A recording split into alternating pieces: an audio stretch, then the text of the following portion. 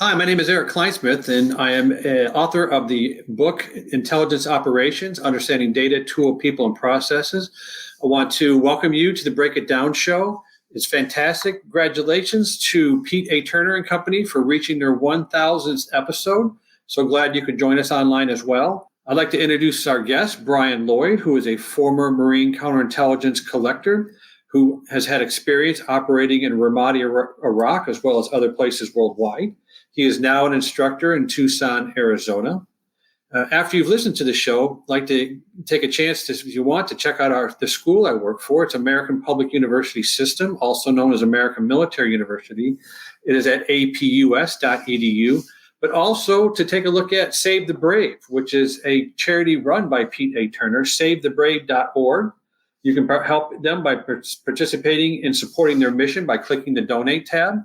And without further ado, this should be a fantastic show. Anytime we talk about spies, it's of great interest because spy and classified warfare is always going to be part of what we do every day. So with that, Pete, take it away. Lions Rock Productions. This is Jay Moore. This is Greg Cruz. This is Bryce Vine. This is Dexter from The This Offspring. is Nathan This East. is Sebastian Younger. This is Daryl This is Stuart Copeland. This is Mick Gillette. This is Andy Summit. This is Dr. Bob Greenberg. This is Gabby Reese. This is Rob Bell. Hey, this is John Leon Guerrero. Hey, and this is Pete A. Turner. This is Bryan Lloyd, and you're watching the Break It Down live show. And now, the Break It Down show with John Leon Guerrero and Pete A. Turner. Yes, we are live. Holy shit. A couple of CI spies doing it, getting it done, man. What do you think about this? That's what's up, bro. Hey, look what I got. Well, you tell me, man. Surveillance. Hey, brother. I'm right here, but I go covert, and I put them right here. Nice. So. I love it. I love it. All right, so for the audience who are paying attention, this is Bryan Lloyd. He used to be in the Marines back in the olden times, been to combat, wearing a Save the Brave t-shirt, by the way, rock and roll. And Bryan was what we call in our world a HUMINT collector, just like me. And we would go out every day, make relations with folks on the other side. And our job is to get as close to evil as possible so that we can hopefully reduce the amount of evil that happens to us, to our friends, even to the locals who don't necessarily care for us. We're trying to tamp it down, collect that intel, and save some lives. How would you describe your job, Bryan? I just described your job for you, but how would you describe it? Well, first and foremost, I think we got to take it back on a step because I don't think there is any one person within the military personally that doesn't contribute to the importance of the mission, right? Yeah. All the way back from you're talking your ground pounders to your logisticians to your supply guys to, like, you name it. Well, we admin guys, I mean, he was still. But 100%, the way I describe my personal mission is, and the individuals who do what we do, is to provide the COCOM, which is the combatant commander, the best intelligence picture of the battlefield so he can best inform his troops on what direction they need to go. That would be what I would describe our specific mission as, if you will. All right. Say that in English so that you don't say the words COCOM. Like, give it to me in 30 words or less. So we provide direct intelligence to the combatant commander in order for him to best inform his troops that he is responsible for to go outside the wire and execute on the targets of which we provide. Where do you gather this information, you specifically? Where's the best place for you to be? If I'm the commander, I'm like, hey, Bryan, where do I need to have you? Like, you need to be behind a desk? You need to be up a brigade? Where do you need to be? No. Unfortunately, most of it for us, I would love to sit behind a desk sometimes. And we do sit behind a desk many times. But no, we need to be outside the wire, man. That's where it's all at. Okay. And we actually utilize the, human intelligence is not a difficult term to understand. What it is collecting the intel from humans, whether witting or unwitting. And from there, they are our instrument. And, obviously they're indigenous to the environment. Whereas, I blended in some places, maybe Ireland or England, you know what I mean? But I certainly don't blend in over in Iraq. We need them going out and being our eyes and our ears. And then when they bring that back, we want to be able to intelligently put that into a product. And again, a product that we know is going to be executed on, and take all risk mitigation possible, that we don't endanger any of our soldier or Marines' lives or innocent civilians' lives, right? Yeah, no, fair enough.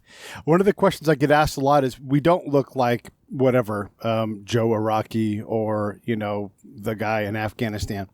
Are you wearing civilian clothes when you do this particular job?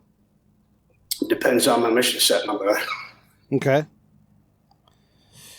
In general, are you wearing just basically, like, you show up somewhere, are you expecting to wear civilian clothes when you go outside the wire? I have no expectations to answer that question.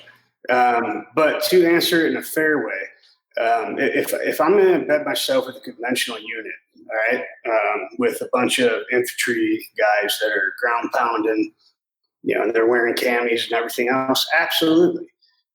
Do I want to be the guy with the red beard in his civvies walking on patrol, in line, in tow with 15 other guys that, they're all in camis? Absolutely not. So I'm going to throw on what you're wearing. I'm not too proud for that, right? But there are other mission sets where, I'm going to go outside the wire and I'm going to throw on whatever is convenient to the environment and go from there. Okay. So let's talk a little bit about the challenges of that particular thing. Like, let's say you've got a commander that's sort of doesn't want you, doesn't understand your role. Not that they don't get HUMINT, but you're like, hey, I'm authorized to wear these clothes. It's going to make my job a little easier to blend in and to create some distance between me and you guys, while we're in the same unit. And they're like, nope, you're wearing camis, You're going to obviously have to do what they say, but there's a lot of inhibitors that are out there within the command when like people who fully aren't in charge of what you do, don't understand, couldn't do what you do, and they get in your way. Let's talk a little bit about those things that keep you either on the camp or limit your ability to do something, and it has nothing to do with your actual job. Okay, so I think the first key to that question, if you will, is actually your ability to do your job. And the number one asset that you need to build is the commander, right? All right, I like this. So 100%, if you cannot gain the trust of the commander who has all the troops that supply the beans, bullets, and Band-Aids, then you have no business even going outside of that wire, because most likely you yourself won't come back home. And that, again, that's just my personal belief, right? Yeah. And that's what I preach to all my young Marines when I was in, and it's what I preach to students that I teach now, that you absolutely need to educate the people that you are, and be humble about it, but you are working for, right? Mm-hmm. And even though we fall under a different chain of command and different authorities, you are still working for them. The mission set at the end of the day is get everybody home, right? Let's get the bad guys off the battlefield and let's do what we got to do. So that's number one. Number two, once you got past that, here's where it really becomes tricky. And so that's a big hurdle, by the way. Let's not minimize, like, once you get past that, like, you might take your whole tour and not get past that. Like this. That's very true. And there's some guys that don't ever get the opportunity, right? Right. And so you can go through all the schools, all the training that we have. And you can role play all day long to learn how to do all these different techniques and everything that we utilize out in the field, as tradecraft and all that kind of good noise. Until you actually execute for real, you have not done. And so that's your first hurdle, in my opinion. Gain the trust of the combatant commander. Okay. Then once you got that, guess who is the most important to gain the trust of? The The three. I don't know. Who you gonna say? It's the guys that are walking out of the wire with you. Fair enough. I agree with you. The guys that are walking out of the wire with you that have absolutely no idea why they're going, where they're going, but they're following you. And when they get there, you tell them to set the outer cordon, and they do, and they have no understanding as to why they're doing what they're doing. Yeah. While we execute our mission, right? And even when we get back, they're like, I don't understand, Sergeant. Why did we just stand there for an hour and a half? Well, shut your mouth, right? You know what I mean? Yeah. But it comes full circle when I get back, right? And I'm building my target packages and everything else, and then I submit them up to hire, through the ops, and everything gets approved by the COCOM, combatant commander. And at that point, now 2 days later, we're getting ready to go execute on an HVT, a high value target. And then it's the aha moment, right? Does that make sense? Yeah, no, that makes total sense. Yeah. And just for the audience's sake, I would say that all of these things, he's giving you, fairly specific things. Different unit, totally different situation. It's always, guys like us, we're often unattached or a small team or whatever it is. And so you show up to someone's family, a unit, especially in the Marines, a tight family, and we don't have any friends. And instantly, we're going to start changing how they operate. I mean, if you're any good, on day 3, they're like, hey, everything's changing. And you have to manage that because the staff will undermine you. And I would submit this to you, and I want to hear what you think, because I know it's true for me. The staff room, the people who are planning and everything else, they are more dangerous to me than the battlefield. The battlefield is dangerous as hell, but I've been kicked off of camps. I've been called names. I've heard so many things like, they hate you. And I'm like, they hate me. And they do. And it's not because I'm doing anything to them directly. They don't even talk to me.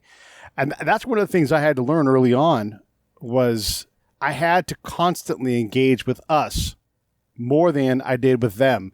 Because when I bring back this alternate reality, whatever it is, they won't accept it if I don't spend a lot of time on the camp. Well, it's fear of the unknown. You know what I mean? And we are unknown to them. And I would say, so I entered this job field back in early 2003, right before the war kicked off in Iraq. Not that this is a new tradecraft or, a new skill set to the military, right? This has been around for decades. But it was the first time to be introduced to urban warfare as we knew it in Iraq. And we did not, even we did not collectively understand how to delegate the authorities amongst ourselves and maneuver the battle space, right? I'll go back to Ramadi in 2004. We were sitting there maneuvering in 2 Humvees, but with the entire detachment, our HUMINT collection team, in 2 vehicles. It just takes one IED and then bam, there you go. There goes all your assets, right? Now, again, we know what we are as assets. But again, back then, the commanders had no idea.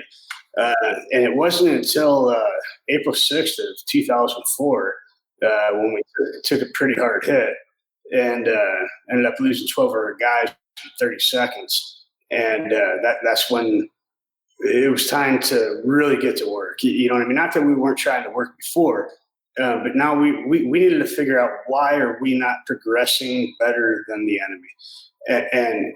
And when I say the enemy, I use that word in an honorable way, right? I honor thy enemy. If you're willing to pick up a weapon and defend your country, well, hey man, what's up, brother? If we're in a 2-way rifle range, and you get me or I get you, that's what's up. So I do actually respect those individuals, and I value every human's life, regardless of race, creed, or where they're at. Obviously there's some people that just don't belong here, and we all know that. But at the end of the day, we had to evolve and morph into the situation and figure out what was going to be the most conducive. And again, it goes back to the combatant commander, right? We need to figure out how we can best inform the combatant commander to make the best decisions to place his men and women into harm's way and execute what the battle plan is going to be. Okay. Right. All right. Let's work within this paradigm to provide some clarity for folks that don't understand a lot of this stuff. And again, a lot of times when we're talking about they, we are talking about us. It's just, I am Pete, your single element. I show up new to the family. So when we talk about how dangerous it is internally, we mean like you have to build trust. You can't build trust unless you produce. You can't produce unless you're out. If you're out, you can't build trust. And so like you're fighting this fight all the time and it's crazy. And then Just the other like an ice cream cone. yeah, exactly. Yes. And I want to bring ice cream up in here a second. One of the other things too is April 6th, 2004, when they hung those contractors off the bridge in April 2004. You know, this really let a lot of us know, like, this is for real. We are playing against someone who plays in a different way than we ever have before. And I would say to you, when I deployed in Bosnia of 96, almost 10 years earlier, you know, what we did had totally changed into a newer format that we just didn't know. We didn't know how to prepare for it. The commanders understood us as a tool, but didn't know how to best, you know, put us out there or get us access. And for the most part, we have to collect overtly. Like you can't say, just for the audience, you can't say, I'm a cattle farmer for the United States and I'm just trying to get to know people. You can't, like, you have to, you're part of the military machine. You have to be able to be open about that and say, I'm here to collect information, you know, whatever it is.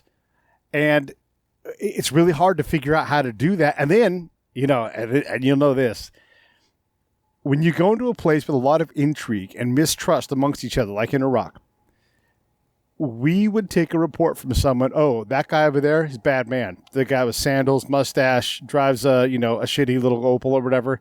That's a bad guy. And we would believe them because we didn't have a better means of checking all that intel. And so we would kill a lot of people or target a lot of people that were, you know, our job's about efficiency, right? Like, what are the best 5 questions I can ask? Because I've literally got 10 minutes to talk to this person.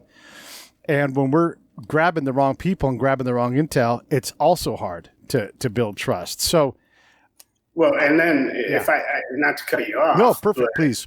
But what does that lead to when you do actually mislead or ask the wrong questions, right?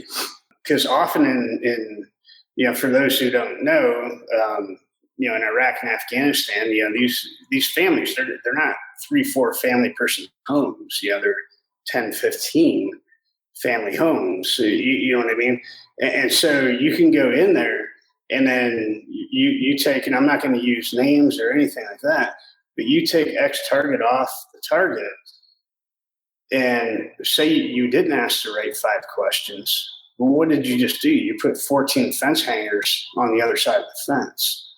And, you know, that going back to their tribal like belief, you know, that can last up to another 50, 60, 70 years. You know what I mean? Yeah.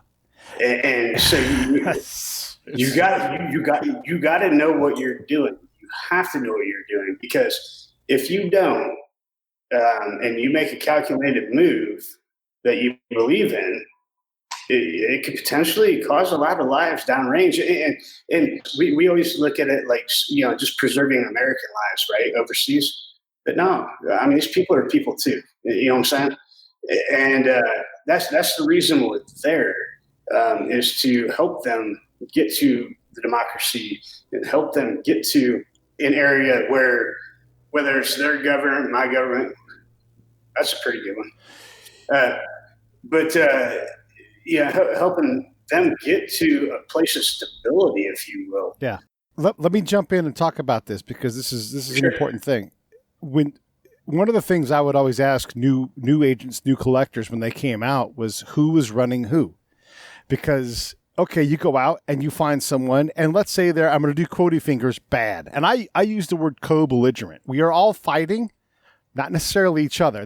You might be in the middle of a family fight, an intra or inter-tribal fight, and you've got literally no clue.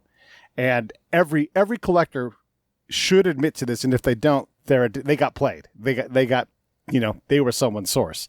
So when you're out there and you do this and you take down the wrong house, your handler, who you think is your source, your handler's going to come to you and say, "All right, I got another guy now," and they're going to run you your entire right. Tell me I'm wrong. I mean, I'm going to give you one of the most perfect stories. All right. Okay.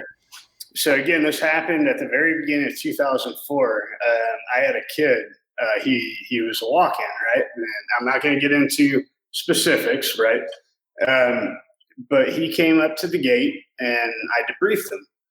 And he had said that there were some surface air missiles in his neighbor's next door yard, and that we needed to go over there right now and go collect those. And I said, okay. Now, one of the biggest mistakes that some collectors make is they don't validate, right? They don't validate. You must have multiple source, or you must have credibility within your asset, right? And so this guy was brand new to me, but that was, some information that was okay. I'm going to go talk to the combatant commander. And so I put the kid on ice, and I went over and I said, "Hey, sir, they got a kid here, and this is what he's saying." And he's like, "Well, how credible is it?" And I was like, "I don't know. I've never met the guy before." You know what I mean? And he's like, "Hell and high water, we're mobilizing a raid." And I'm like, "All right. I don't know if that's the right move, but it's your call. It's your unit. You do, you know what I mean? I can't stop you from doing it."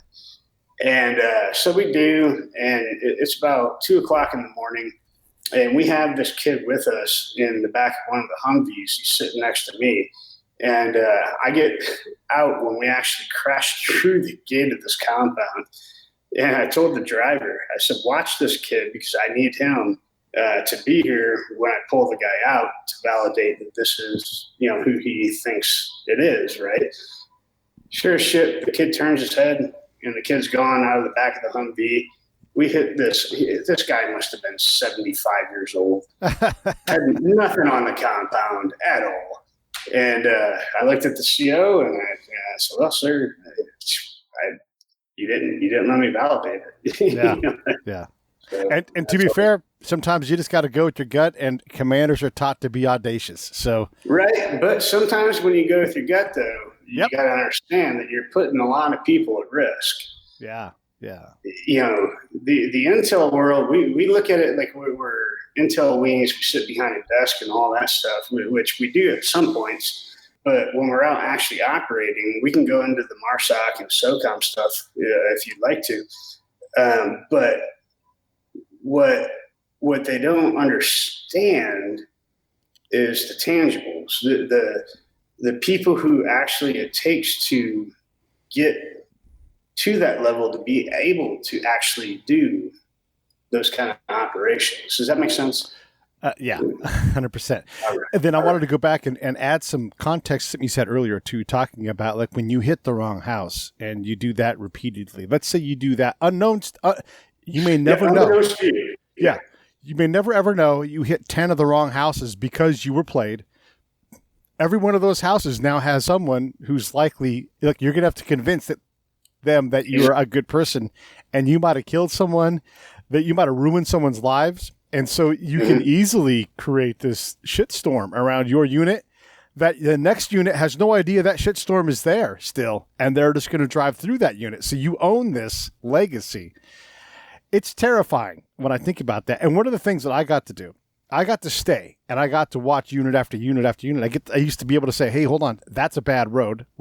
If we're going to go through there, let's slow down and let's engage people there and see if we can knock that down, or let's take a different route, because that's a hornet's nest." And I'm not saying avoid the fight. I'm saying understand there's something there, right? And it's not just the enemy, Whew. Yeah, because it's pick and choose your battles, right?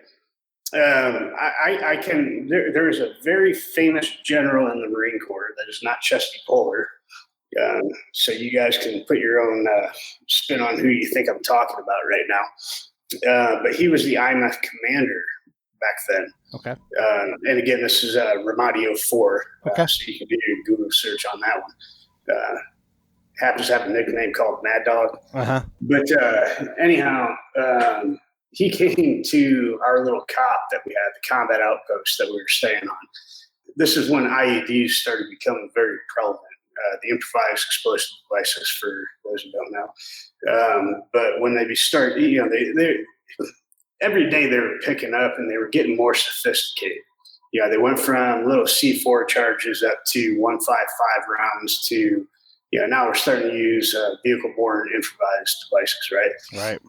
So one of my missions, again, I had my network, and I would send them out every day to go canvass the area to look on these roads that we heavily trafficked and come back and report to me so we can go to the engineers and say, hey, we think we got something over here, and they could go and dismantle or whatever. Well, this individual comes to our combat outpost, and that morning we hadn't had the opportunity to clear the road. This is very unfortunate. But I did brief him.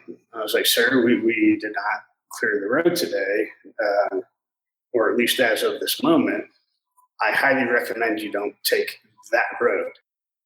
And, well, he's a general, so he's going to do whatever he wants, right? And he took that road and ended up losing 4 guys. And it ripped a LAV right in half. I'm sure if anybody out there is listening to this, is familiar with that story, they know exactly what I'm talking about. But it was very unfortunate, and it didn't need to happen. But that's the nature of war. It is. And this is, we're painting a lot of things that we can look at now in retrospect. In the time, in the moment, we're working hard, we're working fast, we're not sleeping, we're doing everything we can. When did you become a reliably good collector in the field to where you could really lead other people to do good things, where even if you weren't there, you could read the reports and say, you missed it? Because it wasn't your first deployment. Because don't even try to tell me that. I'm not even going to fake the funk on that one, man. All right, so I'm going to preface this before I go into that. That was actually a really good question. Put me on the spot. My very first deployment, my very first interrogation that I ever did was actually one of the funniest things and I tell this story till this day, and I'm getting ready to tell it right now.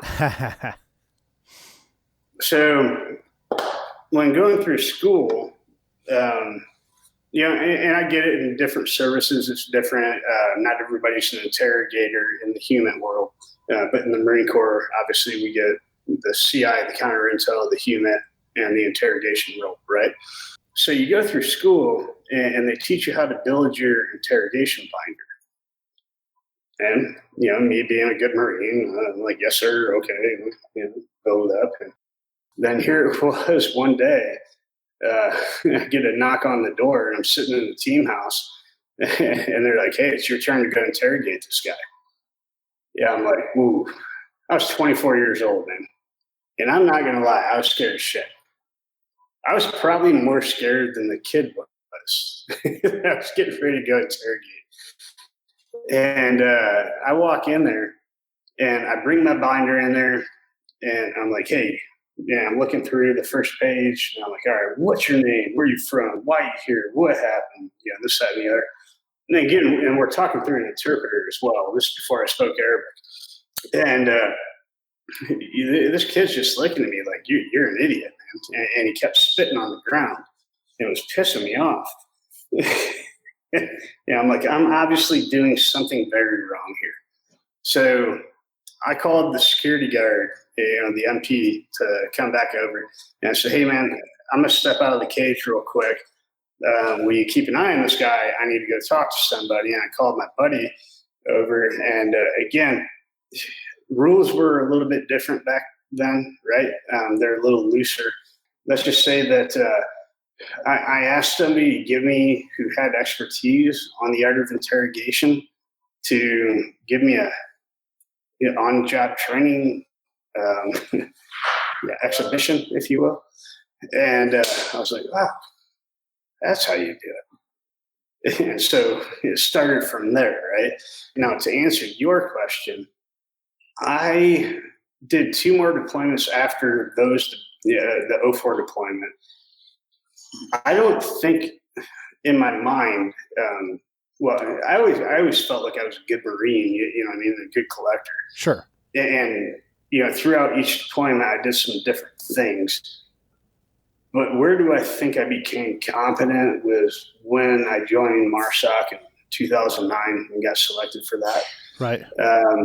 Because, coming from a recon background and then, going through everything that I've been through, and then, being in a ship, we can address the 55-day gunfight if you'd like to, but that, I think in my mind, defined me.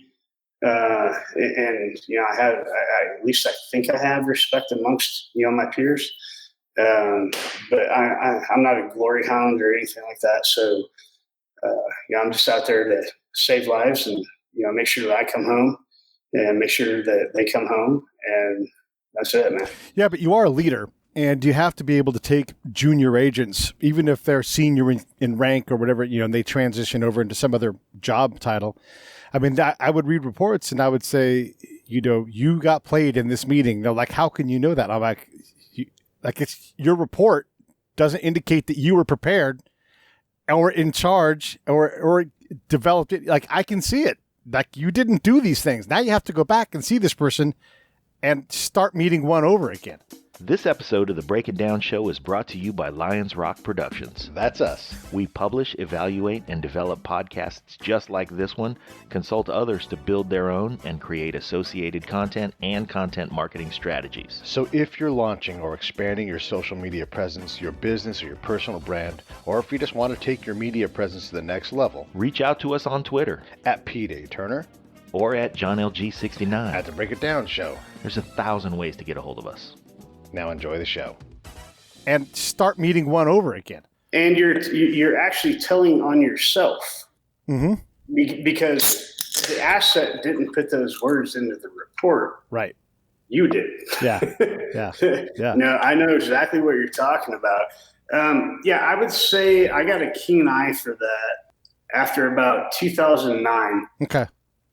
So it took me, a good 3-4 years of actually putting the reports in. But then when I got put into the chief role as a team chief, so I started, my first role as a team chief was in 2007. And even then, I was still a little bit on the green side. You know what I mean? It was the first time I'd ever done it. Right. And thankfully, I had great mentors and Marines around me that could teach me along the way. But about 2009 is when it all really finally clicked. Okay.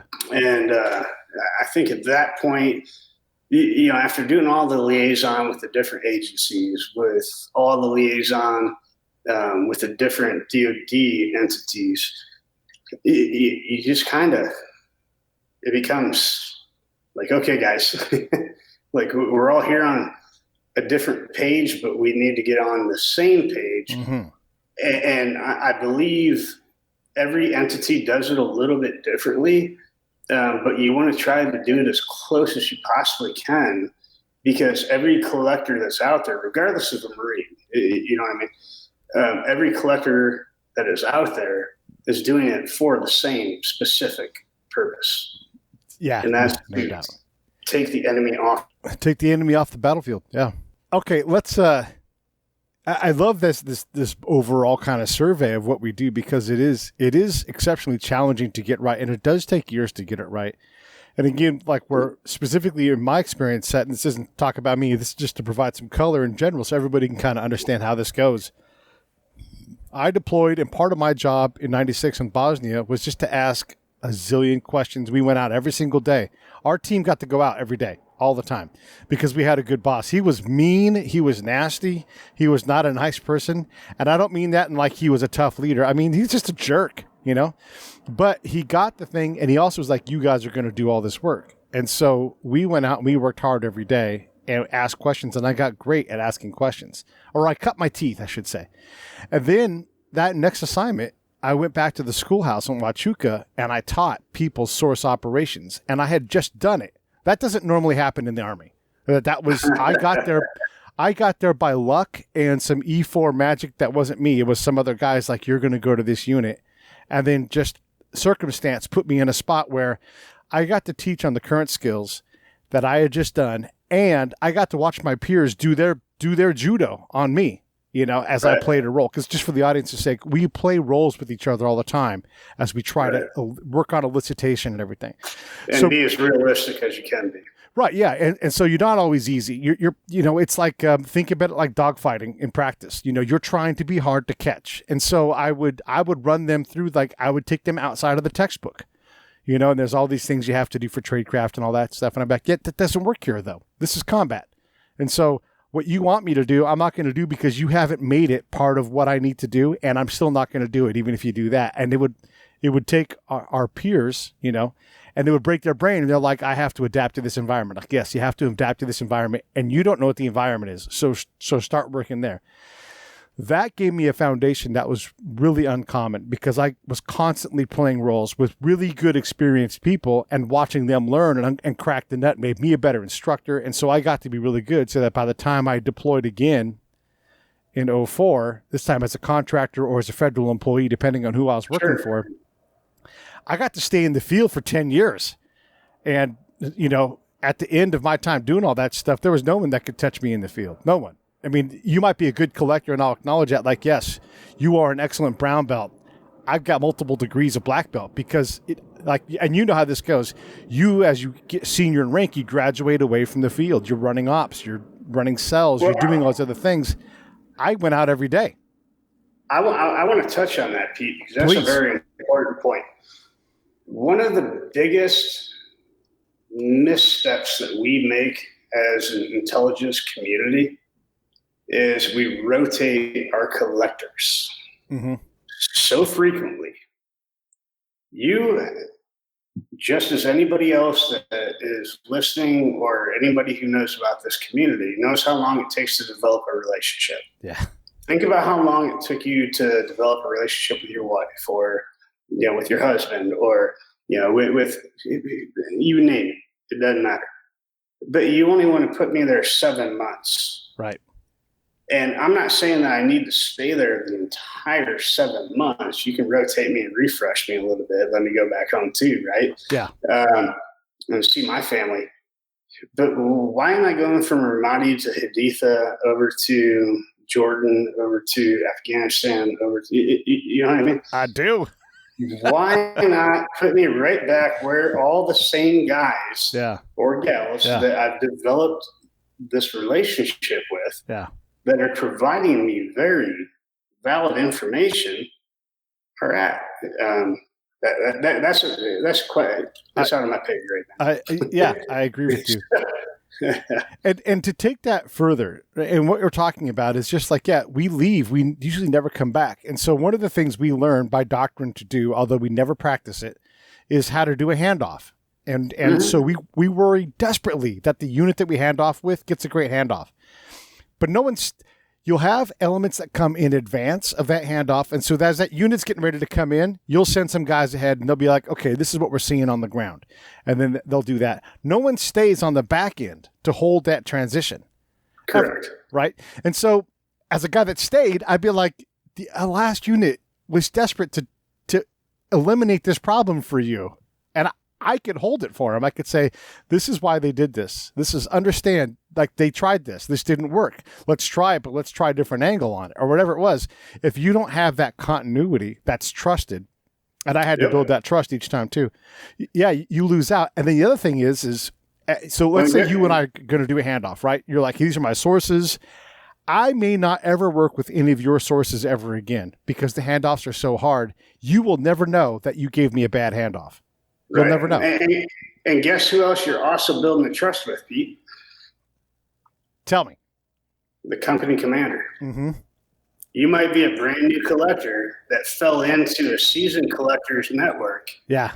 And now not only do you got to build that relationship with all them individuals, but then you still need to go out there. And you know, age, as much as I hate to say it's not a factor, it is a factor. You know what I mean? In the environment that we operate in, and so is gender. And I'm not going to get into all that kind of stuff because there's different ways that you can handle all of it. But at the end of the day, that's all on your plate. And oh, by the way, you still need to wake up, kid up, get ready to go out. And I don't think I've ever been on a single deployment, and I've been on 7 of them as a humaner, that I slept more than 3 hours a night. That's on a good day. Let's spend some time here because That's on a good day. I'm working for the government, right? And, you know, I'm a collector and I'm a good one. And so they would say, you know, yeah, just whatever, as long as your commander is okay with it, you bill whatever you need to bill. And then the bill starts showing up and you know, this is federal money, you know, like I'm a DOD civilian. And so I'm like, yeah, I worked 120 hours last week. And they're like, bullshit. Like, you don't know the 82nd Airborne, you know? If you go home, and this is no joke, I've seen this happen. If you go home for the day after a 14-hour day, they look at you like, what are you doing? Are you halftiming? And they will call you halftime, you know? So Bryan, I'll start with this, but let's talk about what a day looks like. I mean, so you get up, and of course your brain never stops. You're always thinking, always trying to put the puzzle together. I've got to talk to 10, 15 people in the military just to maintain my relationships. I've got to eat. I've got to work out. I've got to do pre-mission planning. I've got to finish up any work I didn't get done last night. And then eventually I've got to go on a mission for the day and do my job. And do my job. Maybe if I'm on a big camp, maybe go to a staff meeting or two. You know, maybe get called in, hey, come talk to us today. And then at the end of the day, now I've got to write my patrol report. And like you said, I mean, I would say oftentimes I work 36-hour days, you know, like, okay, yesterday's not over for another 6 hours, you know, 8 hours, 10 hours, whatever. Like, okay, yesterday's work's now is done. Let me go catch a nap, get up and go again. Well, so to put that statement in perspective, our whole purpose, right, at the end of the day, right, our whole purpose is to collect information, right? And if that information is not reported, then what was the purpose? Exactly right. Exactly right. So that's what a lot of people fail to understand. You know, the rounds pop off the same way for you, me, anybody else around, right? Yeah. Gunfights are gunfights, and car bombs are car bombs, and mortars are mortars. You know, we all need to eat, we all need to sleep, but it does take a level of going to the next level, if you will, in my opinion, of your mindset to understand that you're not afforded the same luxuries that the grunts are. Yeah. And it's really kind of funny to say because they're not afforded a lot of luxuries. You're going to do the same thing that they do, and then you still need to do what you're going to do. That's right. And that's the reality of it. And that's why now, again, I can't speak for the Army or, some of the other DOD components per se, but in the Marine Corps, we're a small community. There's only about 400 of us. And within those 400, there's only about maybe 30 of us that are SOCOM. And, again, I'm retired now, so I take myself out of that picture. But, the point is that's the infrastructure, man. Yeah. That's what you're looking at. Well, and if you develop your reputation, you're not shaking it in that family either. You know? No. If you come up, again, you asked when did I think I was a solid collector? 2009, and that's when I got pulled over to SOCOM. I did my time over there, and then I wanted to do one Twilight tour before I retired, so I went back to where it all originated, which was in Camp Pendleton. I finished out there. I was a source manager for SP MAGTF, which is a special purpose Marine Air Ground Task Force for those that don't know. Had 18 collectors underneath me under 3 geographic locations from Jordan, Syria, 4 actually, Kuwait and Iraq. And we rocked it, man. It was a good time. For those who in 2016 remember the convoy of 300 vehicles of ISIS fighters that were outside of Fallujah trying to flee to Syria, that was actually one of my collectors who got the intel on that caused that air raid. And that is an actual real thing. It's open source, so I'm not afraid to say it. Yeah. It happened in the news. We saw the news. It was spectacular. I want to spend a little more time in this space, because you've got these 15 to 20 collectors underneath you, but you literally, and I'm just asking, I guess, but I'm telling because I've seen this and done this kind of work, you can do very little for them. Like, you can back them up. You keep work off of their back, but most of the work has to be, they have to write their own report. They have to collect their own intel. They have to plan their own ops, Correct. The only thing I can do is give guidance, right? Based off of what I'm seeing coming in, right? And again, the reports don't lie, right? When they're sending the information up, and I'm quality controlling the information before we publish it to the intel community, at that point, I can pick up on P's and Q's of what you could do better. You could maybe. I probably wouldn't do that. But again, it's all personality driven, right? No one collector is going to jive with an asset the same as the other. And it's just, I don't care how you want to cut and dry it. It's just not going to happen. And especially when you're dealing with the individuals that in our current time frame that we're dealing with, they tend to be specific to their needs and to how they want to act. And these guys aren't spring chickens, right? They've been doing this, since time began. So, in my opinion, it comes down to the only thing you can do: QC, quality control, your collector stuff. Give them the best input that you possibly can. But I can't sit in that room for you and take over that operation. Well, I could if I wanted to take it over, but you get my point. Yeah.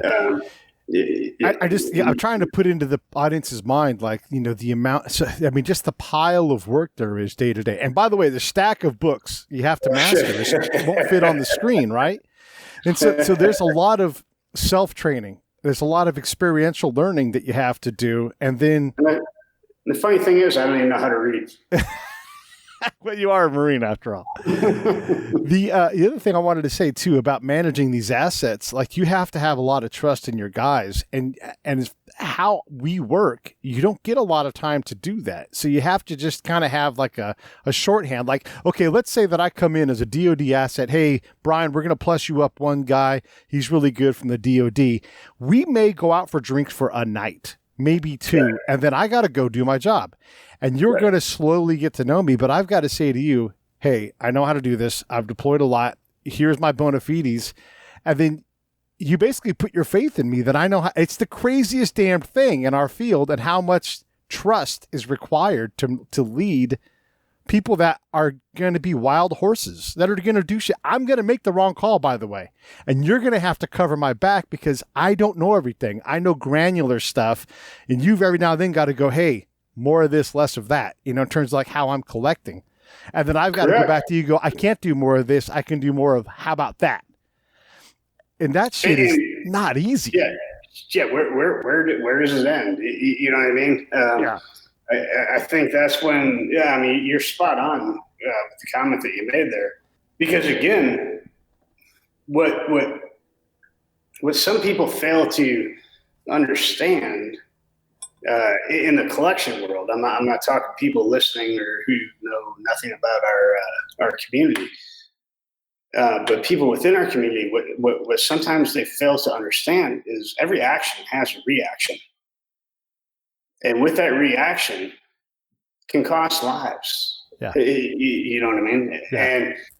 And here we are, woe is me. Oh, I haven't slept, or I haven't ate. I haven't done this. I got to go on this patrol. I got to do this. I got to go that. I got in this gunfight.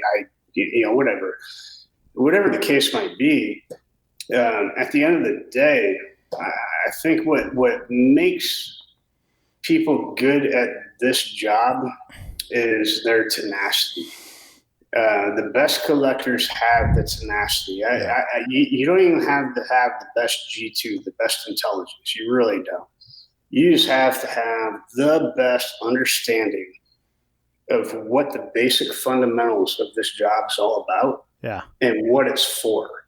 And if you can go out and execute that, God bless you. Yeah. You know what I mean? Yeah. God bless you. And the rest will do itself. You'll get additional training as you see fit. Yeah. You don't have to go all the way up, to the tip of the spear. You can stay at the strat level. You can stay even at the strat level. I mean, let's think about all the collectors at the strat level. I mean, shit, or the cyber level. Yeah. And everything they're doing every day. Yeah. I'm sure somebody's hacking my computer right now. You know what I mean? It's true. Our job is so multifaceted. Like on the Army side, you can be a lie detector dude. You can be a person that looks for or emplaces bugs. You can be completely strategic and run international sources in conjunction with State Department operations. You can be like me, where you're like on the side of a mountain every day for your whole career. I wanted to so one of the things I did to build trust, and I learned this way late. I wish I would have learned it earlier. So I talk about it a lot for collectors, especially when I showed up at someone's home, their OP, their cop, their whatever it was, whatever I thought that they might not have in terms of comfort, foods. And typically I'd bring a barrel of ice cream. I'd bring that. So when I fly into the helicopter, I would here are 2 barrels of ice cream. Why did you bring those? Because I'm new here. And I care about you guys. And that shit would warm hearts, because it's easy to hate the new guy, Now let me do a reverse approach on that one. Yes. And it was literally, again, this goes back to 2004. I was on a patrol. This was in April. We were between the 6th and the 10th doing Operation Bug Hunt. And again, I'm not going to go into that. But we ended up taking an op pause, and there was a mother and a little daughter. She couldn't have been, you met Madison. It couldn't have been any older than she is. She's 6. Well, she's 7 now, but she couldn't have been any older than 6. And I just happened to take a knee in their driveway. And, we got our dispersion and everything that we needed. And she motioned to me, and she's like, wait a minute. And she runs into the garage and comes out with a popsicle. I love this. Man, you know how hard it is to get anything that is cold? Yeah. When she handed that to me, my heart melted, man. I literally, I'm like, you know what? I'm here for the right reason. And no matter what happens today or from here on out, I'm going to make sure, that I give it my best. And that's all you can do. And some gave all, and, it is what it is, right? They're always going to be our brothers and sisters. And, when God calls, God calls. Yeah. But, there's no reasoning for it. There's 2 things I want to talk to you about that, what you just said, too. Here's the other side of that popsicle story. We're doing a standard military operation. We're in a town in Baghdad, just a neighborhood or whatever. And they've got this park plots, so it's like a big square, and it's an old, it's derelict park, but it's probably a nice place in the time. And so we're just parked around this ring, just the cars came in, and it's 100 yards long. It's a big space, but we filled it up. And so our vehicle parks on the sidewalk. Sidewalks are huge. And, I go and I do my job. I dismount, I get out, and I go talk. And then I come back, and someone from my vehicle had taken a dump on a guy's walkway to his front door. I think I told you the story, maybe. Not even a 10-foot sidewalk into his. This is the pathway to his house. And so I come back. I've done my job. I'm chilling. I'm going to come maybe even catch a nap while we're sitting there. You know, it sounds weird in a combat zone, take a nap. But hey, when you're not moving, you're resting. And all of a sudden, I had a new job to do, and I'm like, "Who did this?" And then the gunner, and these guys have no respect for me. You know, like I'm literally like a strap hanger to them. And what he doesn't know is that I've got quite a bit of weight with the commander. I'm like, "Who did this?" And I'm not trying to get anybody in trouble. And they're like, "Oh, you know, Ricky did." Ha ha ha. I'm like, "Hey, you got to clean that up." And they're like, we're not going to do that, sir. And I'm like, "Listen, here's what's going to go down. I'm going to start with the vehicle commander, and someone's going to clean this up because you cannot crap on someone's doorstep." And they laughed me off. And so, sure enough, E5 walks up, and I'm like, "Hey, man, we got a problem." And I gave him the same thing, and I'm like, and he's like, you don't have to go another inch. And he's like, "Ricky, get your ass out of that turret. You clean that up. You go knock on that guy's door." And he blew him up. But it's something like that. Imagine if a collector wasn't there, you know? What if that E5 had come up and he's like, "That's funny, we're leaving," you know? My cousin brags about throwing a piss bottle from the turret at another Iraqi. And I'm like, "Dude, you're going to get me killed by doing that shit." And not just you. I think it comes down to, and this has always just been me. I come from a family of Marines all the way back from the Korean War. Yeah. And, you know, from Korean War to Vietnam to Desert Storm, you know, all 0311 machine gunner type infantry to myself. Every person deserves respect. You know what I mean? Every person, and not every person deserves to be here, but they deserve respect until they have displayed a level of aptitude that they no longer are part of civilian society. Does that make sense? Yeah. Well, and also they're not the only person watching you. You know, it could be a commander that sees you. It could be an Iraqi or, you know, someone else who's like, that guy, you know, treated him with, I mean, respect is just the right way to do it. You can't always do it. You can't always be gracious, but you can always work at it, you know? Well, yeah, absolutely. And in my opinion, I have always respected anybody who's ever raised a barrel at me. And we were in the two-way gun range, and you know, I mean, hey, you know, that was your choice. That was my choice, right? Yeah. I chose to be here. And regardless of whether I believe in the politics of it all or anything else, at the end of the day, I respect you as a person. And it's unfortunate that, you know, well, it's not unfortunate because I won, but you get my point. Yeah. But yeah, it's again, disrespecting people. The only thing that does is creates hate and discontent. And that hate and discontent, not only does it spill onto what the good people are trying to do, it spills onto the civilians. Because the civilians that are sitting there locally and actually watching that take place, what kind of, have you ever read the book Ugly American? No, but I know the tale though. I know the story. Yeah, I mean, come on, man. Like, you just can't be that way, right? Yeah. Well, if you're a collector, everybody should be high-fiving you when you're there anyhow. People should love you. And if not, then I'm going to out-collect you. You should just go back to the house and plan ops while I go out and get high-fived and get shots poured for me in Iraq during Ramadan. I mean, come on. Well, at the end of the day, our job is to remain anonymous, right? And you know, I'm not out for the glory. I'm not out for the fame. I don't think you were either. I don't think any of the brothers that I've worked with and, you know, had the privilege to work with are out for any of that.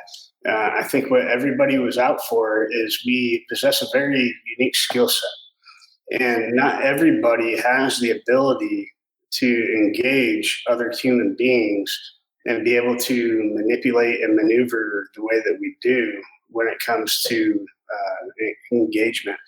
I think some people, I take a look at actors, and anybody who's listening right now, let me ask you this question. If you were in a room full of 100 people, would you be nervous? Right? It takes an ability to be able to engage, right? And the natural response for those who said no is, yeah, you would be, in my opinion. Because even I get nervous sometimes. You know what I mean? Well, now let me give you a list of questions that you shouldn't ask in that room, because the question list we get, and I always say like this: you can't find out where the fucking bombs are by saying, "Where are the bombs?" I've got to ask the right questions. I appreciate that. You want to know that. You don't have to even write that one down. I get it. You want to know where the bombs are. Now I got to go in that room of 100 people, and I've got to figure out who to talk to, and then it's so. Well, and I got to start reading neuro-linguistic programming, right? Yeah. Who's getting squirrely? Who's not getting squirrely? Yeah. Yeah. Whose demeanor is what? Yeah. It's just like going to a KLE, a key leader engagement, right? When you sit down on those, and some of the best assets I've ever had came out of those, right? You go into a village, and I really won't go too much into the village stability platform operations, but you start getting into those. Yeah, some of my best guys, they were hang-arounds, and again, it took me a couple of weeks of like ticking around the block type deal. You know what I mean? Yep. To finally be like, hey, dude, I think you want to talk. You know what I mean? And then they did. The other thing that I've learned along the way is that my job is to find the evilest person I can find, because they're the one doing all the nasty shit.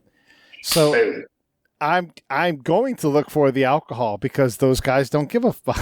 Like they're going to be. I'm going to look for that person, and hopefully I find them. And when I do, I know the and I'm not going to share those questions, because that's my own stuff, and we can get into some crazy places. But I know what to look for, and if I find you, you're going to love me. So I have to cozy up with evil. And so this is what I wanted to. And we're at an hour. Can we go a little longer? Yeah, I can go as long as you want, man. Okay. So here's the thing. I wanted to point out, as I've gotten older and I've reflected on my time in service, is I realized just how dangerous it is. Now, look, stepping on the battlefield is dangerous. I'm not talking about that. Like, yeah, you can get shot. Yeah, you can get blown up. Yeah, we're all getting hurt every second we're on the battlefield. I'm not talking about that.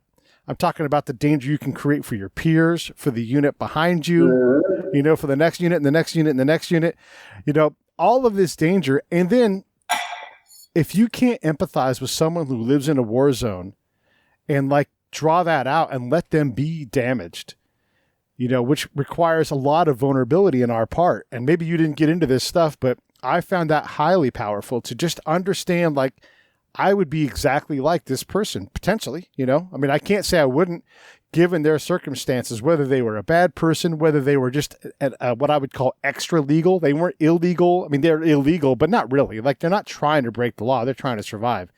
And so the amount of loss, all of those kids that were killed, the uncles, the brothers, the cousins, all the PTSD we get from being there, they live there, And so you have to expose yourself to all of this. And it's, I call it my book of woe. And it tore me apart. I didn't realize it. It should be your book of open your goddamn eyes, right? Because I agree with you 100%, man. I get to come home, God willing, right, at the end of my deployment. Yep. What I don't get to do is have to wake up there every single day for the rest of my life and walk around the neighborhood. Yeah. And try to go get a gallon of milk, or try to corral a goat, or try to get, the neighborhood donkey to, move, whatever.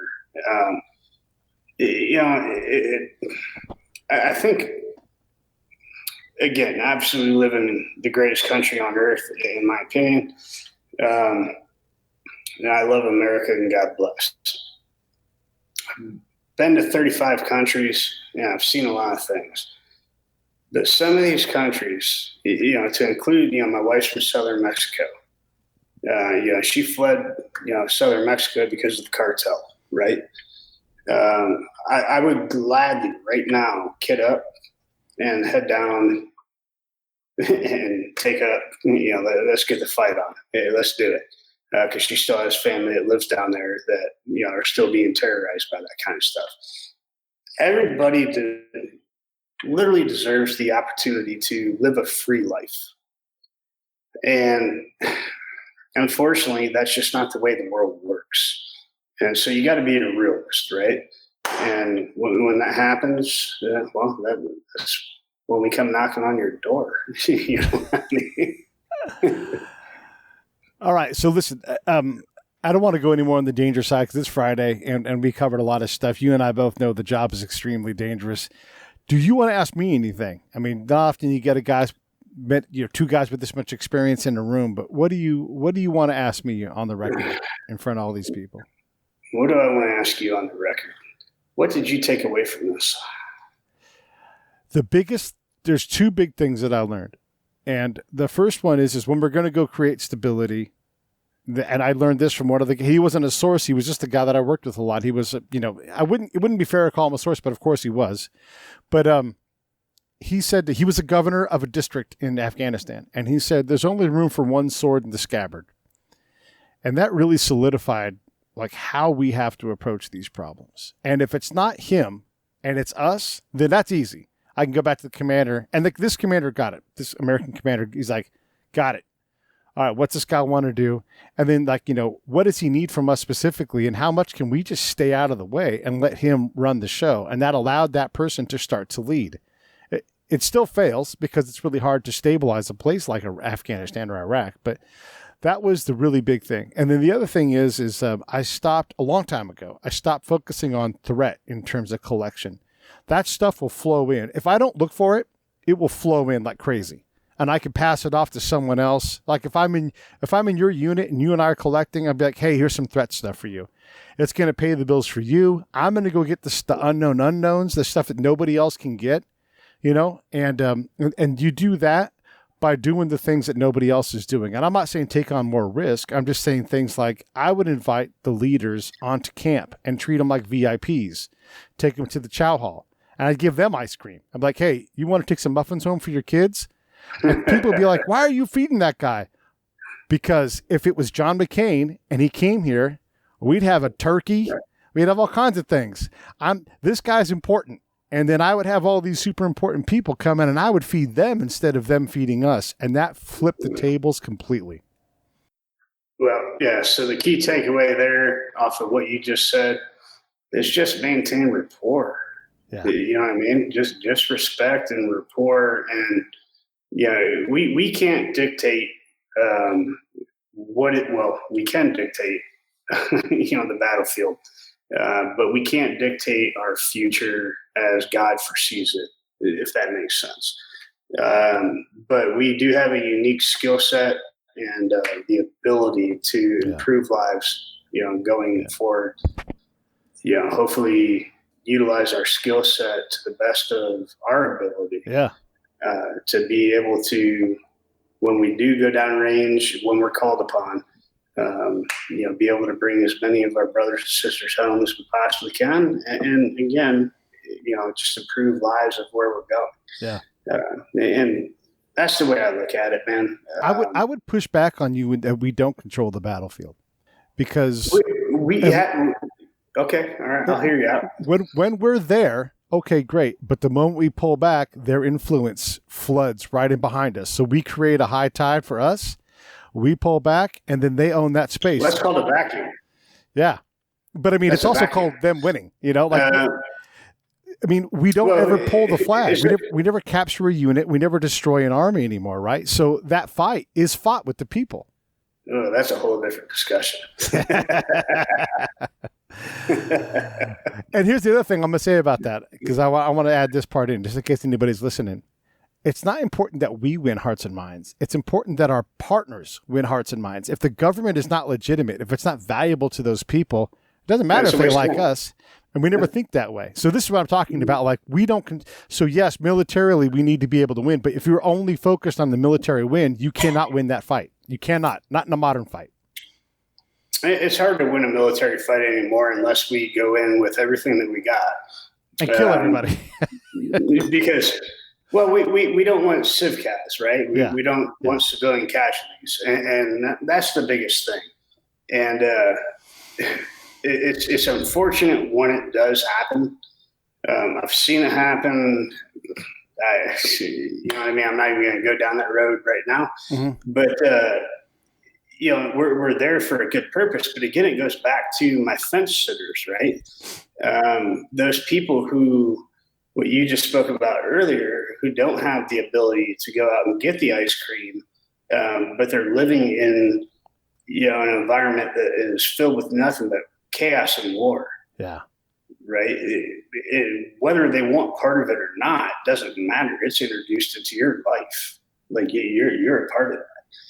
And when you put them in that situation, and now I just took your little sister on accident, or I took whoever, well, what do you think that's going to do? Yeah. You know what I mean? Yeah. And not that I did it intentionally. Right. But accidents happen. I mean, 500-pound bombs, when they fall out of the sky, they're pretty big. Yeah. Well, how about this? How about when a drone strike happens and no one ever goes back to that place from the American side? We don't own that message, you know? Yeah, exactly. Right. Like not even coming back and being like, yeah, maybe. Yeah. Or like 2 towns over, no, that killed a bunch of kids. You're like, it did. No, it didn't. No, we have the video. But that doesn't matter. They don't have the video. They have the knowledge that you killed kids. Yeah, no, that's the kind of stuff as a warfighter that keeps me up at night. And I'm personally responsible for an incident that, again, I'm not going to get into. Yeah. But I think about it all the time, right? Yeah. Yeah, we've all done it. If you've collected long enough, you've made some pretty major mistakes. There's no doubt about it. That's war. It is, man. And you know, obviously, I'm not trying to justify anything by what I'm saying right here, but you know, I'm trying to come at peace with my life and my family, and I believe in what it is that we do. What you do, obviously, and collectively as a nation, what we do, pushing forward. And I will support it through and through. You know, I will jump. I got one last question for you. I know you'll fight hard. There's no doubt about that.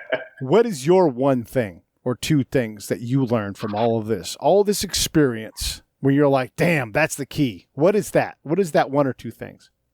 The 1 or 2 things from my entire life experience. In terms of being a collector and out in the field, when like giant locks are unlocking, what were those keys?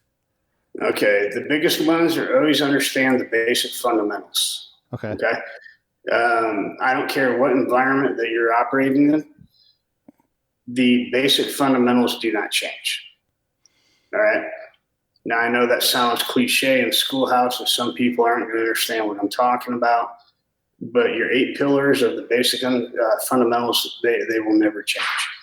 So when you execute your operations, make sure when you're doing your pre-mission op orders and everything like that, that you go into it with that in mind, right?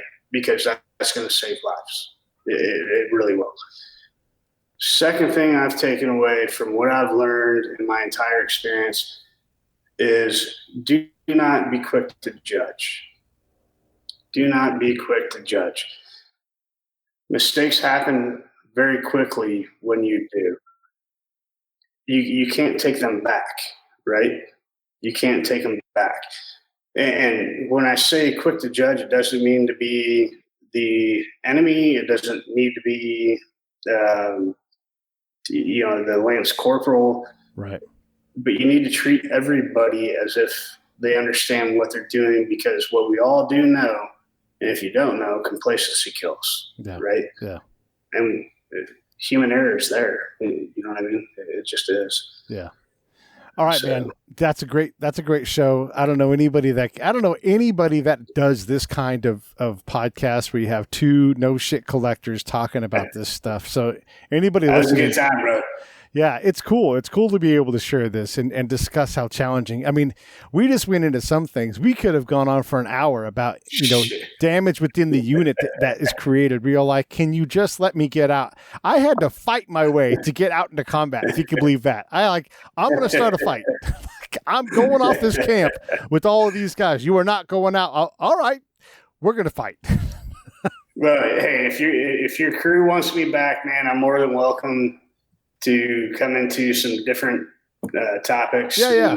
We'll do it again. We'll get some more guys on, and it's just good to share these stories because, as warriors, when we go out, we gather all this information. It's not an easy job. It's easy to ignore it. It doesn't look like Jason Bourne, but I'll tell you this right now. I know this is true. If there was a Jason Bourne and he came onto my camp, he would shut his mouth and follow what I was doing because he knows, like, this is not his world, and he'd be like, no, whatever you want to do, because it's not easy to do what we do. It's not easy to work 20 plus hour days, followed by 20 plus hour days, followed by 20 plus hour days. And what everybody needs to understand is our world all right. So in the Marine Corps, we have the motto, deny, detect, deceive, right? Right. But that's not my mission. My mission is to come home and bring everybody else home that I'm supporting. Yeah. And that's all there is to it. And if you can't get past that simple mission statement because you want to be Jason Bourne or you want to, whatever the case might be, I don't know. I will tell you right now, you and I can both out-collect Jason Bourne because he kills people. I build trust. That's the first thing I do. Here's what Jason Bourne can. You could get pocket litter, though. What's that? We could collect all the pocket litter, though. Oh. Okay, I'm going to let you go because it's Friday. You should have a good time with your wife and your kid and everything. Thank you so much for coming on. Stand by for a sec. I'm going to sign off. All right, Pete, thanks for having me. It was a pleasure, and thanks for anybody who's listening, and we'll see you next time.